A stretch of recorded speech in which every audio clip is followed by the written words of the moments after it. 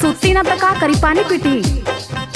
अरे खाना वाना बनल हो, लिया कुछ बनल तो खाई। अरे फुकौना खाना कहाँ बनल हरे? एक तो धुआं लगत हो वहाँ चूल्ही में, मुँह झौसू अलवा खाना खाए। आँख देखेबा तू हमके, आँख देखेबा? चला जब कल छुलिया बस फाड़ दी तोहर कपड़ा।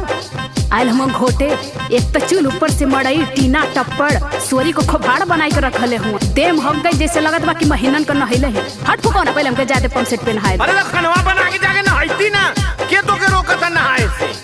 उठे रोटी बनावे लुत्ती छटका था गरमात है। जो पहले गैस भरा के लिए फुकौना, गैस पास करा के पटनी पर टंगल हुआ, दिखावा ना कि हम पास करौले हैं।